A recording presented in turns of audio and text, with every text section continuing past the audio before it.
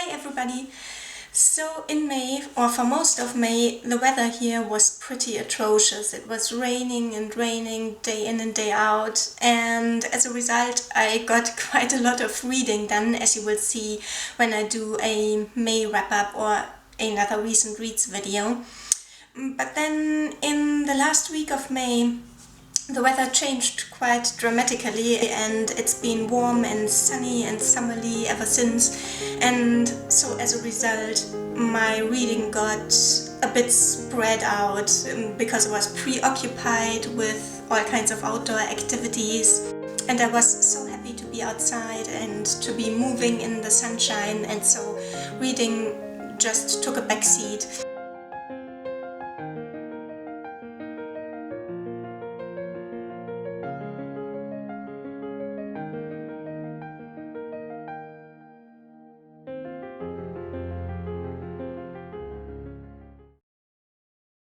And so now I have a couple of books that I'm only a few chapters in, so for once it makes sense for me to do a currently reading video. And I'm also going to couple this with a June TBR, because for once I actually have a list of books that I want to read in June. You know that I don't usually do TBRs because I never stick to them anyway, but this month I actually have the best of intentions to stick to a TBR. I actually have plans this month. So here we go. The big thing for me right now is the new novel by Malaysian author Twan, The House of Doors. He had been working on this novel for a few years, and I wasn't even aware that it had a release date yet when I looked it up randomly at the end of April and saw that its release date was set for the middle of March. So I immediately ordered it and got it, and I have started reading it, but it's very slow going. It seems to be one of those novels that are slow to build up momentum, but I think when the story really gets going it will be quite a page turner. It was the same thing with Twan's novel before this one, The Garden of Evening Mists. That one too was very subtle in the way it set things up for the story to unfold. Both of Twan's previous novels, The Garden of Evening Mists and The Gift of Rain, are historical novels that deal with the occupation, the Japanese occupation of Malaysia, or rather Malaya, in the Second World War. This one is a little bit different in that it's set mainly in the 1920s, and one of its main characters is Somerset Maugham, who spent a couple of weeks or even months in Malaya on the island of Penang. Now, to be honest, I've never read Somerset Maugham. I tried reading The Moon and Sixpence by him, which is about the artist, the painter Paul Gauguin. But I couldn't do it. I put it away after 2 or 3 pages. I just couldn't deal with his writing style in this. It's an extremely verbose and extremely dry and clinical style, a style that I thought would have worked well in an essay or a longer non-fiction text about Paul Gauguin or art in general, but which for a fictional text didn't work for me at all. I couldn't do it. I put it away again immediately, gave it away to a little free library. However, I can imagine that I might give Somerset Maugham a chance again after I've read this book.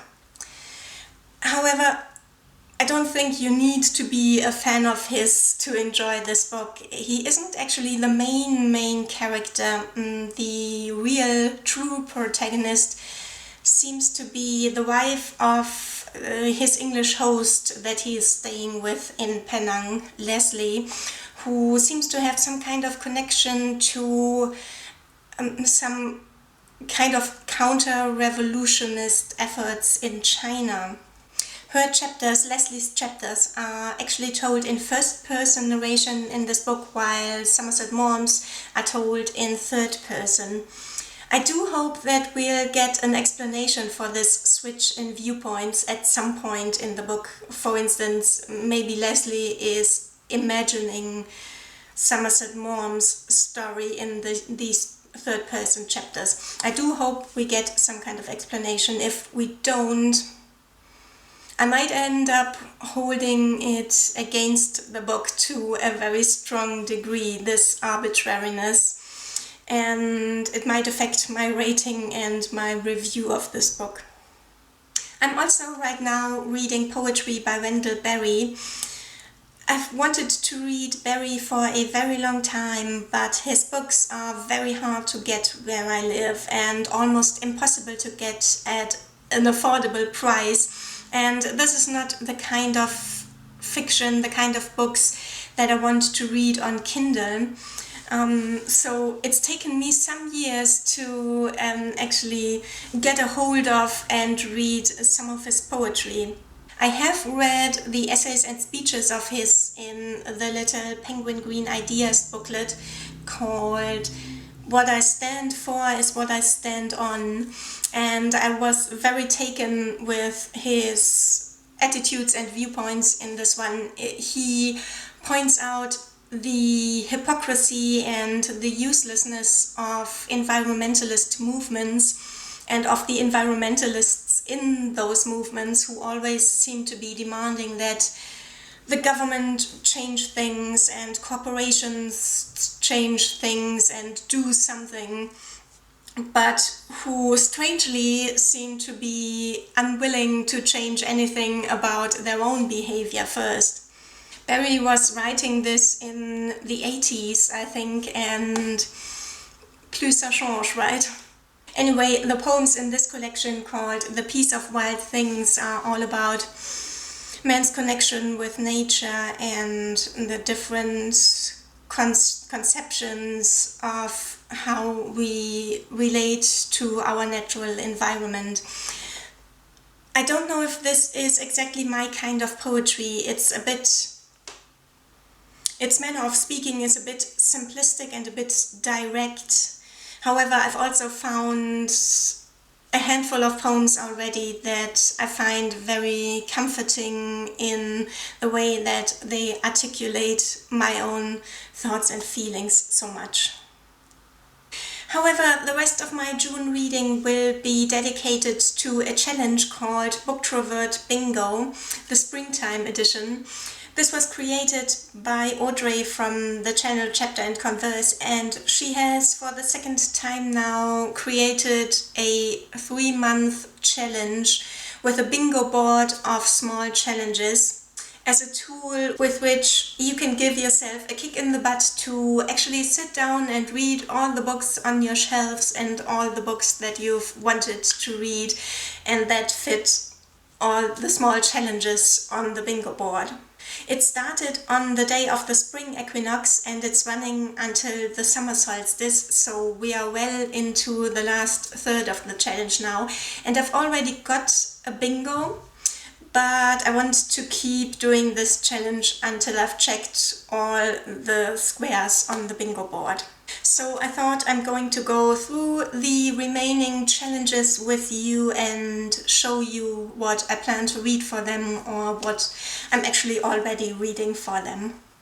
So one open challenge is called Time Change. So for this you are supposed to read a book with different timelines, and for this I'm reading The Ruin of Kings by Jenn Lyons.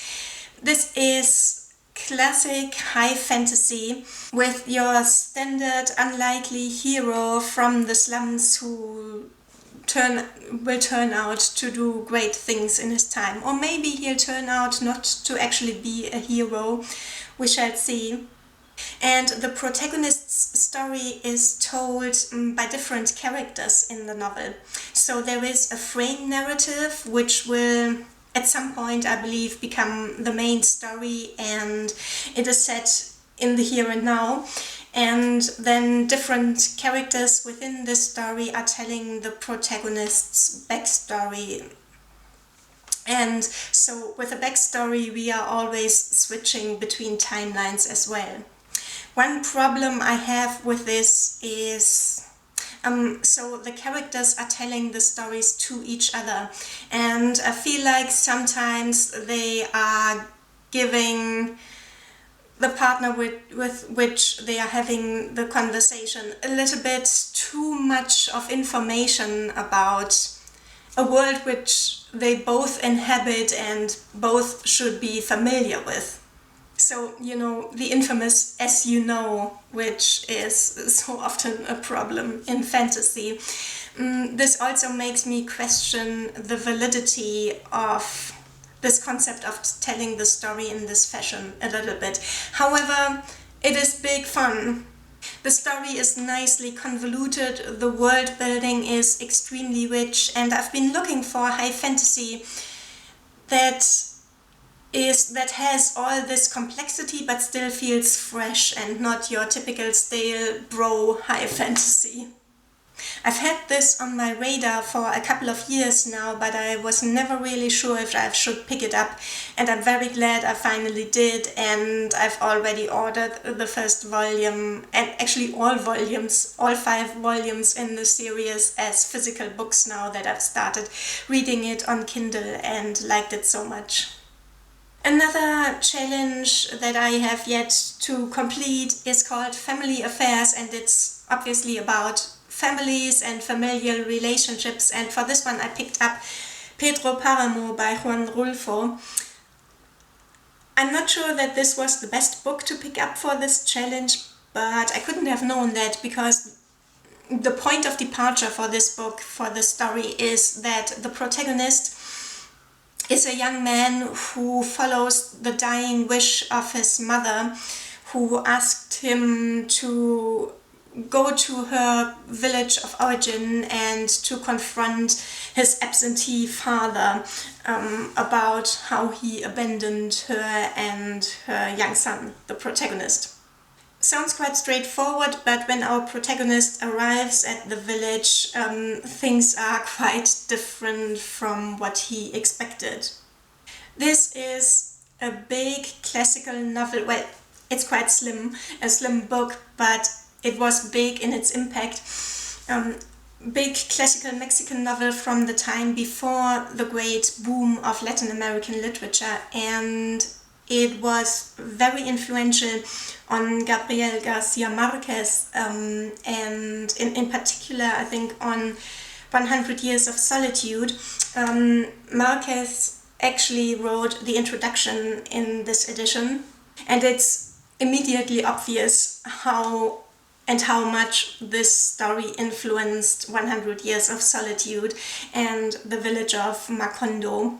It follows the same basic concept in that the very small and contained world of just one village is used to tell the bigger story of a nation and a culture. However, I think that it is done to much greater effect and that it is done much more skillfully in 100 Years of Solitude. I find this a bit boring, to be perfectly honest, and this has become only my commute book that I read during my commutes on the bus, which for me is a time to read books that I'm not very emotionally invested in and that I don't feel like I could drown in, I'm happy I've finally picked this up and know what it is all about, but I'll also be happy to be done with it. And then there's the challenge Break New Ground, which is to read a debut author or a new-to-you author. I decided to pick up a debut author, which is of course also a new-to-me author, and I picked up, or I will continue to read, The New Life by Tom Crewe, which is a historical novel about the somewhat awkward beginnings of sexual liberation in England at the end of the 19th century. I actually picked this up quite a few weeks ago and it was very engrossing for a time, but then I put it down for a couple of days and just never felt the urge to pick it up again, because the dry style is also a bit exhausting. but now I will have to pick it up again in the next 20 days.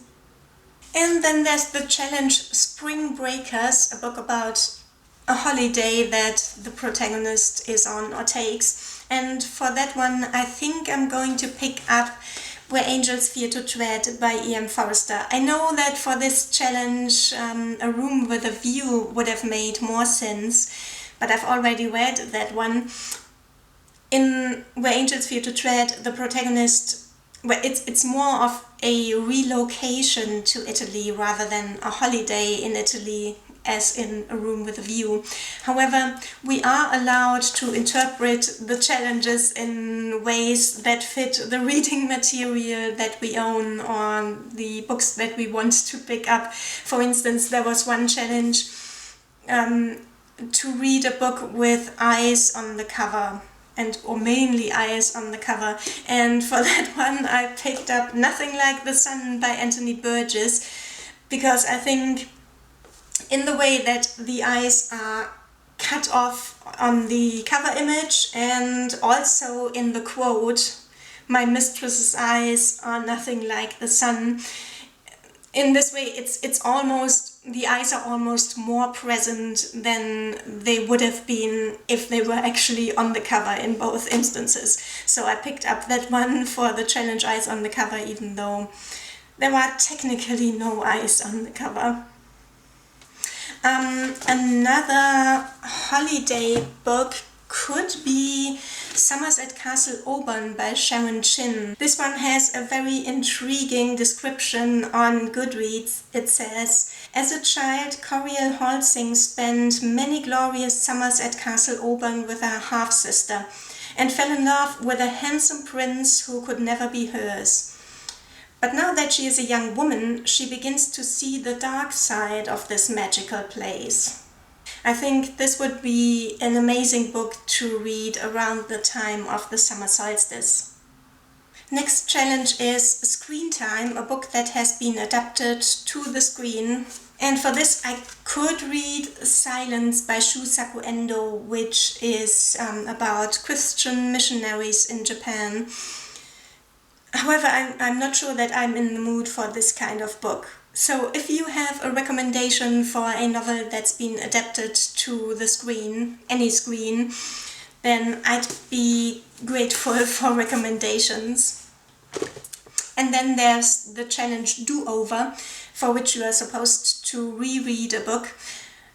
But I'm just not in the mood to reread any of my books right now, so I'm interpreting this challenge as rather to pick up a book that you picked up a long time ago or quite some time ago, but put down with the intention of picking it up again at some point, but maybe not in the near future. For this I have Midnight Robber by Nalo Hopkinson, which is, I think, a space opera, and I put it down quite near to the beginning because it almost opened with a scene that I found extremely cheap and which left a bad taste in my mouth, so I wasn't in a hurry to pick it up again. And then there's The Leviathan by Rosie Andrews, a debut novel from 2022. It's a historical novel with, I think, a paranormal element, but it might just be in the imagination of the characters. I'm not sure about this. It's set in England in the 17th century, and it's about a witch craze, I think. This is one of those books that took a long time to get going, and I read up until page 85, and at that point it hadn't really gotten going yet.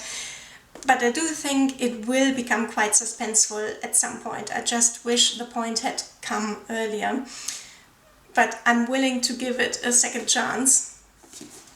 Then there's the challenge Generation U, for which you have to read a book that was published in the birth years of your generation.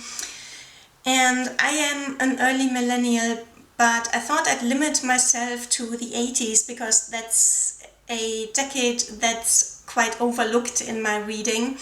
And I found a book that I own that I want to read soon that was published in my birth year, 1984. And it's Empire of the Sun by G.J. Ballard, which is the story of a young boy that who gets separated, I think, from his family and from everyone he knows during the Japanese occupation of Shanghai, and he has to navigate his changed world under the occupation. I could also be reading one of two books which were published in 1985 and which are great candidates for June on the Range, the Great Western Readathon. One would be Lonesome Dove and the other one Blood Meridian, so the two great modern westerns. However, the next book by Cormac McCarthy that I really want to pick up is actually The Crossing, the second book in the Loose Border trilogy. I read the first book, All the Pretty Horses, last year, a bit over a year ago, and I absolutely loved it. One of my favorite books of all time. It's the story of two teenaged boys who travel into Mexico with this great vision of carving out an honest life for themselves and doing the American dream of, going from cowboy to farm owner. And they have this grand vision, this romantic ideal of a Mexico where this is possible for them. They have that vision beaten out of them, figuratively and literally speaking. Absolutely devastating, marvelous novel. Cannot recommend it enough. Even if you're not normally a fan of McCarthy, I think this one novel is pretty different from the ones I've read so far, in not in all respects, but in many respects. Anyhow, that was over a year ago, so I think I'm now ready to read the next Cormac McCarthy. And finally, there's the challenge called Opening Day, for which you have to read the first book in a series. Now, The Ruin of Kings by Jenn Lyons could or would fulfill this challenge as well, but I have the ambition to use each book only once for the bingo board. So a book that I could pick up would be Shiver by Maggie Stiefvater, which is the first book in the, what's it called?